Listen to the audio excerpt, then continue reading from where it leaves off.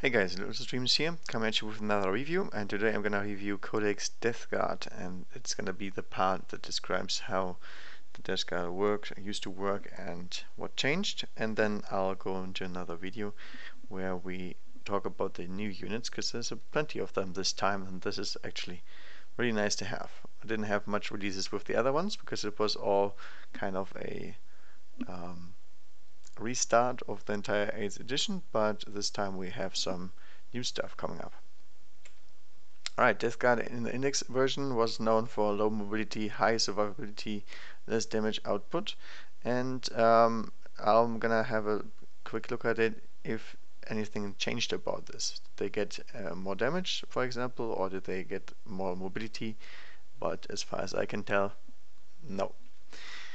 The Death Guard in the 8th edition got a bunch of new models. There's Mortarion and there's some stuff that was already in the Dark Imperium, but even then there's additional tanks and whatnot, which is always great because it increases the versatility and the general choices are better suited than just taking general equipped units like Black Marines, for example.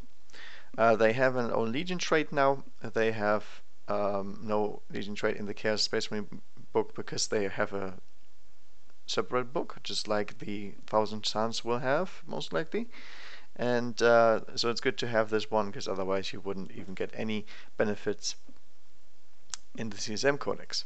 They have 6 new psychic powers, and also remember you also have the Nurgle power from CSM and the CSM General, because you're still Astartes, so if you want to build an army that is not necessarily Death Guard, you can still add another detachment with CSM that can give you some additional psychic power support for your units, because you have the keyword Nurgle, so you can be targeted by something that can affect either Adeptus Astartes Heretic, obviously, or Nurgle.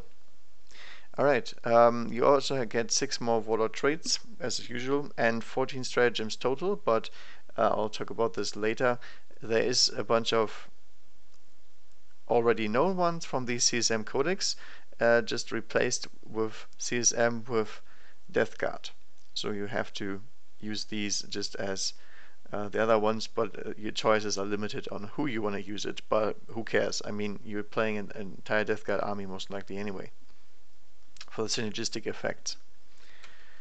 Alright, army rules dash to the False Emperor is something all Chaos Space Marines have. Disgustingly Resilient is a common one, but it's not on all models. Interestingly enough, something like the Sorcerer, for example, doesn't have it. But it essentially gives you a 5+ Fear No Pain that allows you to tank mortal wounds much easier, and the higher the wound pool, the more effective this gets. It's basically a artificial increase in wounds for the majority of your army, and even for your troops and the such. They just get much more tougher to remove from the board, even with shenanigans like high AP weaponry, which is usually a counter to heavy infantry. There's a bunch of stuff here that has the keyword Plague Weapon, and a Plague Weapon is just something that reroll once to wound, and keep an eye out for this, because there is a bunch of Warlord traits, Stratagems, whatnot, that affects Plague Weapons, and you have plenty of them. You have Blight Launches and Plague Knives and whatnot. There's ranged and melee ones, and usually the ability will say what kind of it will affect. And then you also have the Demonic Ritual, because all Chaos Space Marine characters should have it, and Death Guard is no exception. Obviously you will have the keyword Nurgle, so the only thing you can summon in is Nurgle Demons. You don't have access to stuff that requires another keyword. Death Guard Detachment is a detachment, not army, that consists only of Death Guard units, and with this you gain all infantry in Hellbrute. No bikers, by the way, because there isn't any. Gain no penalty for moving and firing heavy weapons, or advancing and firing assault weapons. Obviously that is very similar to what we had in 7th edition, and this is a big deal if you consider that the majority of the Hellbrute's weapons will be heavy. So Hellbrutes do not essentially suffer any penalties for moving around and shooting, which makes them a little bit better as a shooting platform, and allows them to at least move a little bit faster than usual. And in addition to this, you have a bunch of stuff like blade launchers and whatnot. There is some heavy weapons in there as well. So if you look at the war gear options later, keep this in mind. This is way, way better than it looks like if you're seeing all the heavy stuff, because it doesn't really affect anything. Except that you can't advance and shoot them. In that case, it will affect you. But still, it makes Havocs better as well, because this is the other infantry that uses a bunch of heavy weapons, but it would also apply for new Black Marine weapons as well. And then finally, rapid fire weapons shoot twice at 18 instead of 12, or whatever you wanted. Now this is actually really cute, because you would say, well, 18 isn't that enough to some weapons? And no, you don't have any rapid fire weapons that have 36 range, as far as I know. But this will affect bolt guns, obviously, because they would be in rapid fire range at 12. And it will also imply that plasma gets even better, because it is also a rapid fire weapon, and your Black Marines will have access to rapid fire weapons for sure. Also, Hellbrutes will gain this, so it works for Combi Bolter as well, I guess, because it's rapid fire as well, if you have one. But for plasma guns, this is actually a big deal, because, as I said, Death Guard just does not even get that good of a trait for offense purposes. They are very defensively in their disgustingly resilient and whatnot. But being in rapid fire range while being further away is actually a really nice thing. So even though you are a little bit slower than everybody else, you get faster into maximum damage output range with your Black Marines, and you get to move around without any penalties.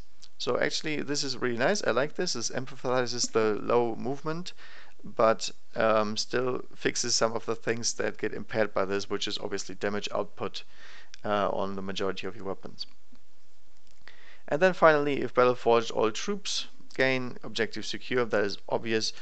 Troops is poxwalkers, cultists, something like this, Black Marines. This is really solid on an army that is as tough as Death Guard is, and you essentially get this for free. Now, Warlord traits. So any Death Guard character that is your Warlord can take these. First one is +1 to all disgusting resilience rolls unless it's a mortal wound. That's a big one, because it essentially halves all damage dealt to you. Now, if you think that's not a problem, then you don't remember reanimation protocols, because if your Warlord is already tough, or gets even tougher through relics, this is actually really, really big. So, for example, on a Demon Prince, it would be very powerful, because he has a huge wound pool, and essentially all damage that you're trying to do to him gets halved. And that's a big deal, because he is not as easy to kill as others, and he can hide very well. The next one is a d6 for each unit within 3 inches of the Warlord, and a 4+ to take a mortal wound. That's It's really because it is for each unit, but this requires a bunch of units to be close to your Warlord. For example, a few characters and 2 units or something like this. Otherwise, this is not impactful. It might be 1 mortal wound if there's 2 units next to you. I think there's better ones. That's a good way to put it. It's not bad, but it's not the one I would pick. Third one, regenerate 1 wound at the start of each player's turn. Each is a very important thing. So at the start of your turn, you regenerate a wound, and on the start of your enemy's turn, you also regenerate a wound. So this one is also a big one. Obviously, this is very useful for any character, not just the ones with high wound pools, but the tougher you are, the better this is, because wounds are valued by your toughness and increase in toughness by certain abilities such as you can't hit me very well, or I get Phenol Pain, I get additional saves beyond Phenol Pain, which is possible. This is the one that you want to pick. So if you're already really, really tough to kill, and you want to be even more tough to kill, this regeneration of wounds is great. And obviously, to make sure you don't get 1 shot in 1 turn, a wound pool would be nice as well. because then you could actually use this stat to increase and decrease all the time. If your wound pool is too low, this will be not as effective. All right, the fourth one, +1 toughness. Oh, that's great. Nothing to say about this. It's just a good one. The only problem here is +1 toughness is probably not as good as Disgustingly Resilient +1 or regenerate 2 wounds essentially per battle round.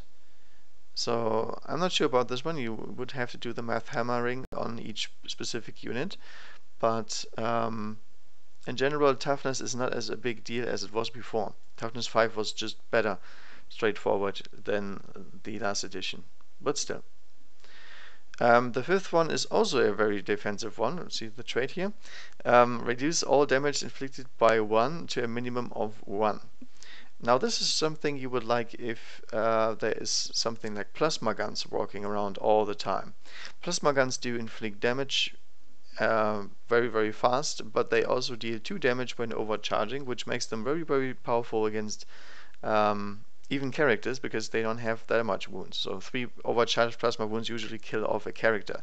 In this case, it wouldn't even touch you, because you halve the damage, and then you still get to roll your Disgustingly Resilient after all. So you are very resilient to heavier weapons, let's say, or special weapons. Is it better than the other ones? Not sure. If you are afraid of getting one shot, you would usually pick Disgustingly Resilient, I feel. But if you know you're up against a bunch of mortal wounds, then obviously that one is terrible. And the fifth one actually might be pretty nice, unless you have a big wound pool, in which case regenerate is probably better. But then again, you have to see, do I want to get more survivability in general? Do I want to have more against special weapons? Do I want to stay long on the battlefield? It's different Warlord traits for different purposes, and they're all pretty okay. I just wouldn't pick the second one. The sixth one is reroll all failed wound rolls for attacks made with plague weapons for any Death Guard unit within 7. Now that one is great. I think this one is most likely the best one, because all your characters are already pretty tough, and there's still ways to increase your toughness. Increasing your weapons and abilities damage is something different. And we will see about this if there's any aura specific stuff that we can change. But this is one I really, really like. 7 inches is a huge radius if you consider you have a Demon Prince base or something like this, and your Death Guard units don't move very far anyway. So this could be very, very powerful if you want to have a more active, not as passive and defensive trait. So Mortarion gets the 6th one, so pretty big AoE on that one, and Typhus gets the 2nd one, which is a shame because it's, in my opinion, the worst one on the table. Still, it would make Typhus a little bit more killy, and we will see about him when I review the units. Alright, CSM stratagems are in this codex, so Grandfather's Blessing, Fire Frenzy, whatnot. And this is all something I reviewed in the Chaos Space Marine Codex already, so I will not talk about them yet again. You can have a look at that if you want to. And essentially nothing here changed except that you have to choose a Death Guard unit, and you have to choose a Nurgle Psyker, and so on. You get the idea. It's actually very, very simple. But they also got new ones. This is true Death Guard stratagems. Nobody has them except them. And let's see what they do. So, 3 charges on Nurgle's Rod, so pretty expensive. Once per battle, select a Death Guard character, and all units within 7 inches roll a d6 and suffer d3 mortal wounds on 4s, except Nurgle ones. This is actually a pretty good one, considering the d3 mortal wounds. Now, this is very similar to the Warlord trait we had, but this will affect, in general, mostly the enemy, not you, because you don't have Nurgle much, but it will suffer d3 mortal wounds, not just 1. The only problem here is the stratagem is very expensive. 3 points? Not sure. I hope I didn't make a error there, but it depends very much on this one. Cloud of Lies is 1. During movement, choose the Death Guard infantry that can only be targeted if it is the closest. So this is really nice if you consider that you have a bunch of stuff that you can make really survivable. So put that thing that is really survivable in front, and then cast Cloud of Clays on a unit that does not get very good protection. So in this case, you can actually choose a tank for your other unit, unless the enemy has a very good way of repositioning, which not everybody has. And in that case, it's actually a really good one, because tanking doesn't exist in Warhammer. It's also a real thing here that you actually can actively choose to put a unit in front and be the better one. It's essentially like making these guys a character, just better. Purity detonation is also one charge. As a Death Guard vehicle dies, do not roll but explode instead. I like this one.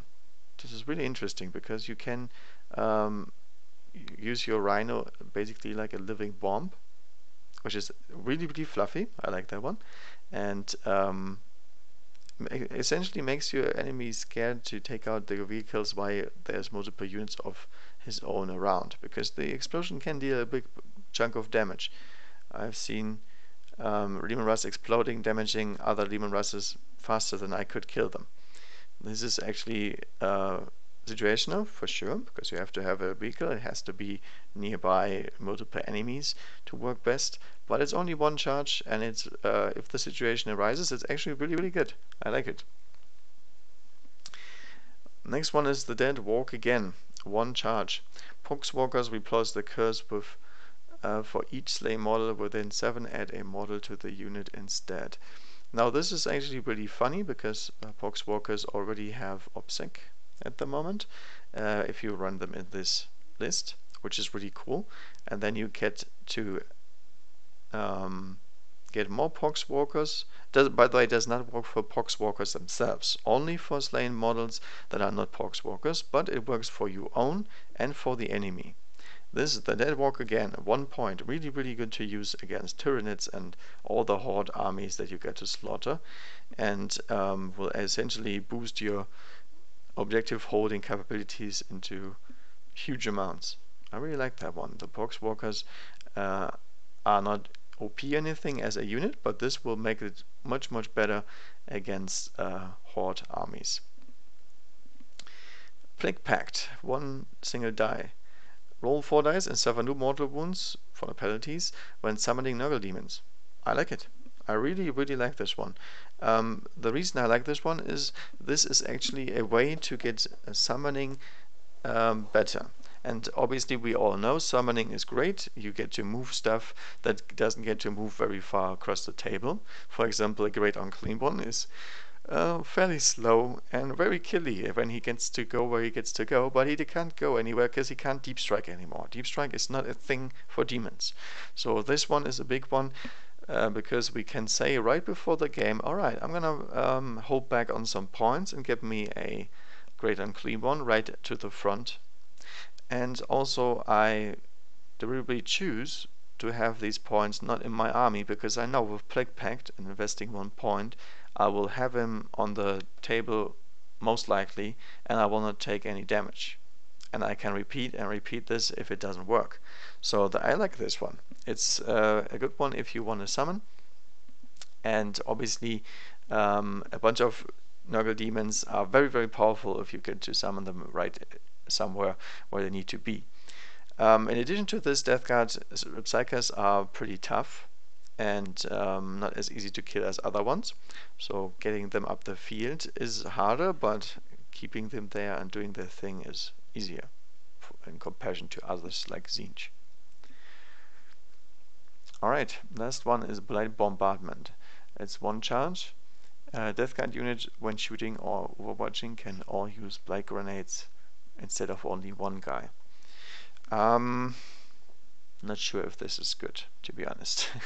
I mean, Blight Grenades are pretty specific weapons, and if the situation arises where everybody has them and you want to throw them, your shooting has to be pretty crappy to choose to use Blight Grenades instead, because you have bolt guns, you have your 2 plasma guns usually on your Plague Marines, you have Havocs and whatnot. So this is only effective for bigger units, and your biggest units is probably Poxwalkers and Cultists, but these you usually don't run around with Plague Grenades. So Plague Grenades are a little bit not as common as you would think in a army of Nurgle, and you have to have great amounts of them on actually to make this work. On Overwatching, that's different because Overwatching would give you more hits usually, unless you get really unlucky with the rolling, obviously. But you would expect more hits on Overwatching. But then again, you don't hit as much, which is not a good thing. Alright, that is Stratagems. I like them in general. There's some really powerful ones in here and some lesser ones, but the situational ones are really good as well, I think. The Contagion discipline is your new psychic discipline, and new in quotation marks because obviously we already had a Contagion discipline, but there's 6 spells in there and not just 3. So Miasma of Pestilence is 6-inch range. Death Guard unit with an 18 gets -1 to hit for enemies. This is really, really nice. Works in all phases as far as I know, and increases your survivability yet again. Gift of Contagion is 7, so okay to get. Enemy with an 18, roll a d3 and they get -1 attack, strength, or toughness. Obviously toughness is the best one if you consider you want to shoot at them, and this is happening in the psychic phase. But if you want to attack them, -1 attack is also a pretty big deal. Getting Homer Guns -1 attack is actually really, really nice boost for you. Plague Wind is 5, so very, very low. Enemy with an 18, roll a die for each model on 6's mortal wounds. In my opinion, probably not as good because you don't have as much access to psychic powers as other ones, and this one is very situational. Obviously, this will work best against huge orc mobs and whatnot, but only 6's for mortal wounds means you have to, let's assume it's a mob of 10 boys or something, you would expect 1 or maybe 2 mortal wounds, and obviously this mortal wound stuff is better against units that have lesser models, because usually lesser models means they are more expensive and mortal wounds will cause more trouble to them. So, I wouldn't take it necessarily. Blades of Putrefaction is 5, so very easy to get. Death Guard unit with an 18 gets +1 to wound in general, which I really like. And Plague Weapons 7+ rolls cause additional mortal wounds. This is only for the fight phase, not for shooting or anything. But if you get to fight with stuff like this, getting +1 to wound is really nice. And to get the 7s, you also have the Plague Weapon re-rolling. So the re-rolling ones with Plague Weapons will kick in here as well, and then creating additional mortal wounds on top of this is actually pretty nice.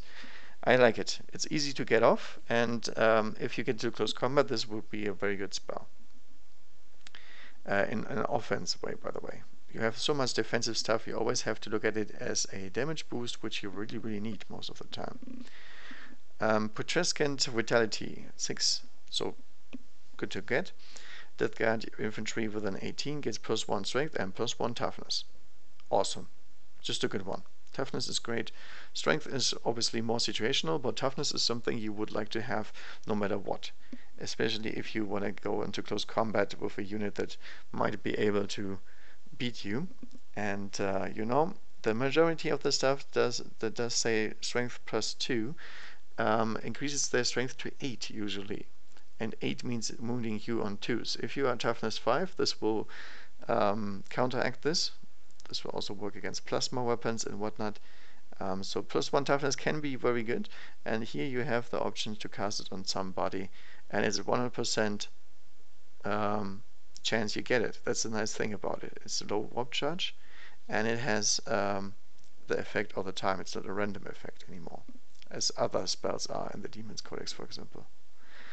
Curse of the Leper is 7. Closest enemy within 14, so you can't target.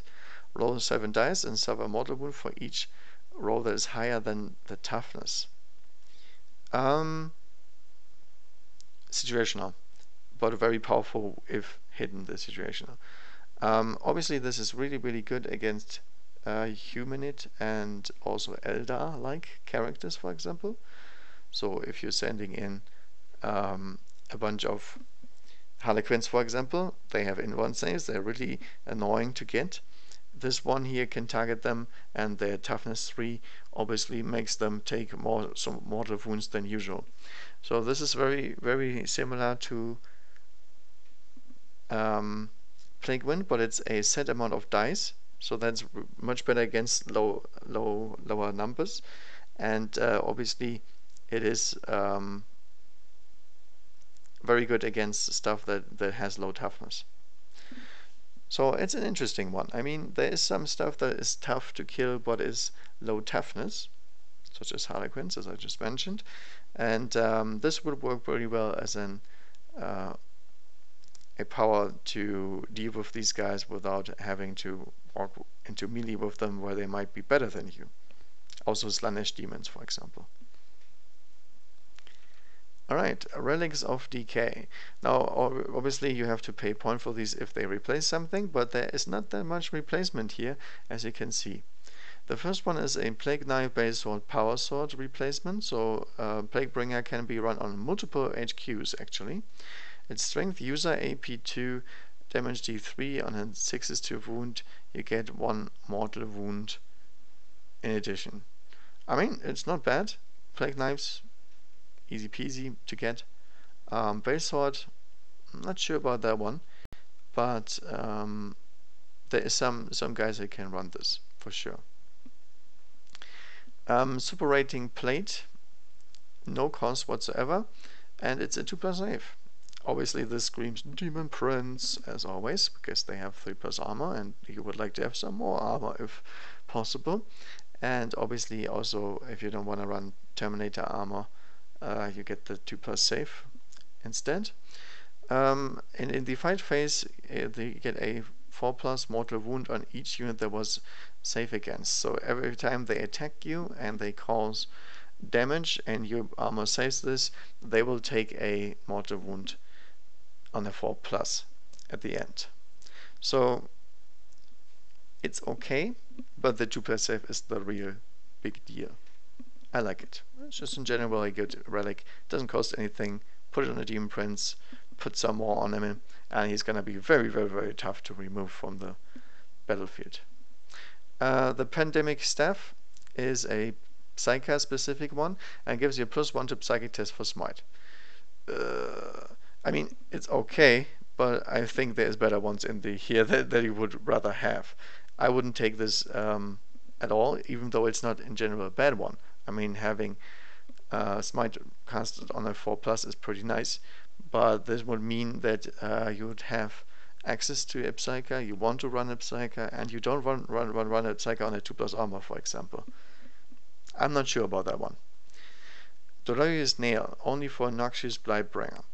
D6 for each enemy unit within 7, and on a 6 you take mortal wounds, and also you roll 2d6 discard the lowest for morale tests. Both of this happening in the morale phase, by the way. Obviously, very similar to the Warlord trait that I already said is not very good. But the 2d6 discard lowest for morale tests is actually really cool if you want to run a army that is working with fear and whatnot. So this could be actually really good as a ally for other armies, such as Night Lords, for example. Night Lords would love units around them to take 2d6 discard lowest for morale tests. That's a really good one. For a Death Guard army, not necessarily, although it can make a big deal against stuff that actually takes morale tests, unlike Tyranids and whatnot.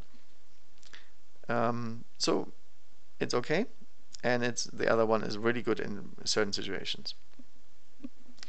Fugaris Helm. Aura +3 range. Good one. Remember the Warlord trait, the 6-1? Now it's 10 range. That's actually a huge AoE. It's a 20 AoE plus base size on your aura, which is a very good one. So I like it, and also let this be said, there is plenty of Death Guard HQs that do have aura abilities that work very well. So the helm I like. It can make your your buffing status even better and whatnot, and it increases your damage output if you want to. Good one. The Plague Skull of Glothilla. It's a range 7 grenade, strength AP dash nothing. It's only once per battle, and if it hits, you roll a die for each model, rerolling once, and on each 6 they suffer mortal wound. Now this also looks very, very much like the Dolorious Nail and the other one trait, and it is even worse because it's once per battle. I really don't know why I would ever pick the Plague Skull of Glothilla. I don't think I would, to be honest, because there's once per battle is already bad because it only happens once, as I just said. But this means the effect has to be really, really good to justify having it only once per battle. And to be honest, the effect is not very, very good. So in this case, I would consider this relic never be takeable. I would say the pandemic stuff is in general just better, even though their one was already not as good. So as you can see, we have some nice options in here, and obviously the plate will be seen very often, the helm will be seen very often. Plague Barrier maybe, Plague Barrier is not bad, and then the other ones are a little bit more situational. Alright, that's it. That's the first part that I wanted to talk about, all the stuff that was in here that is not new units and not Mortorian, because that will take a long time.